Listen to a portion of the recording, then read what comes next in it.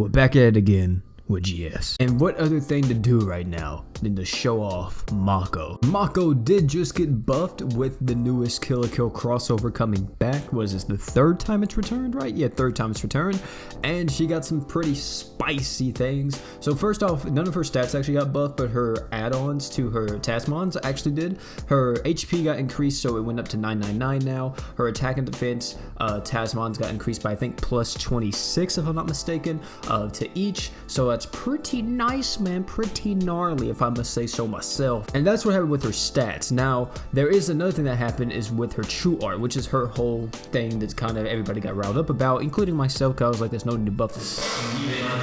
Increase all allies' art gauge by 4 and heals HP by 350, and you increase art damage by 80% for 15 seconds. This really helps MAKO a lot. She didn't really need the increased healing or the increased art damage. She only needed the duration up, because the problem was that with units that take a little bit longer to do their animations, it was really hard to time the true art with that, so it kind of hurt MAKO, but now we're perfectly fine. Another thing is too is that she actually heals more than 350 because she has this right here, this ability, heal amount up level 4. This increases all healing amounts that like she just does by herself by 20%. You can even further boost that with a heal amount up crest, which is right now you see I have a level 3 plus. So my MAKO has a total of 32% increased healing, and I think I did the math on this. I think it's around 462 if I'm not mistaken. I don't know, I did the math like about 3 hours ago whenever the update came out. MAKO is definitely still one of the best supports in the game. She never was questionable to not be one of the best supports in the game, and this just solidifies her role.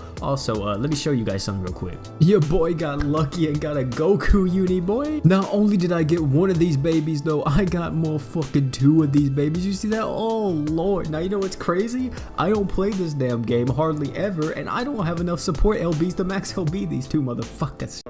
But it's fine though, they're alright as they are right now, and we are not going to use her on this team. I was doing mono light ruins, we're going to use her on a different team, but MAKO now, nothing's really changed with her. Still top tier, uber top tier, you know, one of the best support units in the game. If you're new to the game, highly recommend you summon for her. I'll be doing a should you summon on the banner too, by the way. That should be coming out within the next few days. I don't know how I'm going to release these videos. I may release a should you summon before this one, or I may release like the Sasuke showcase before this one, or the Riko showcase. It just depends. But yeah, I mean, nothing's really changed. MAKO still has her frames, you know what I mean, with her true art. She still has the ridiculous amount of healing, the ridiculous amount of offensive support that she usually brings to the team. Overall, just a really solid unit, and still to this day probably my favorite support unit just overall. I really like using MAKO because, you know, she offers, not only does she offer, you know, just healing and offensive stuff, you can use her normal art, which increases your damage even more. So there's kind of a mini game to be played there. Not really, I wouldn't say a mini game, I would say more so like, you know, micromanaging if you want to do that, because of course you may want to do that for raids and stuff, so you can get like the most damage out of her as possible with alternating between her normal art and her true art. Right now we're going to pop this, we're going to get the buff going. I'm actually going to use get Grand Slam as well. We actually don't have any accuracy buffs, which shouldn't matter because Riviera is just OP AF, so she should instantly delete this barrier, by the way.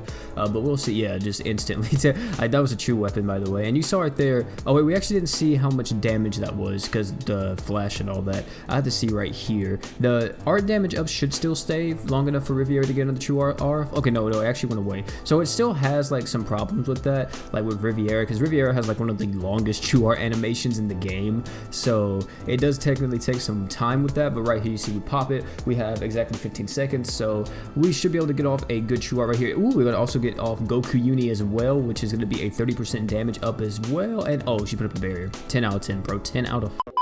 She's not Mega Drive, so I had to get her back into it before we start, you know, actually dealing damage again, because we are going to waste this MAKO true art. I would say waste it. I would say we're just not going to be able to get the damage up with it. This is one part that I really hate about this boss, is how this boss just has iframes because it instantly pops the barrier, which really sucks because, you know, whenever I'm trying to test out to see how much damage we're actually doing, it's just not doing that well, man. It's just really not. We have the MAKO true art. We should also have MAKO or Goku Uni as well. This is gonna deal some decent damage, I want to say. So let's see, we did 24k each hit. That's pretty nice with Goku Uni plus Magia Drive plus the 80% art damage up. If you want to know why it's not like an insane amount of damage, it's because Art damage, if I'm not mistaken, is an additive. I could be wrong about that, but I'm pretty sure you add it in the damage formula. You don't multiply it, so it's not something like how her normal art is. Her normal art allows you to, of course, get the multiplicative debuff. But you saw right there, I mean, overall, I'm pretty happy with her. That was a 24k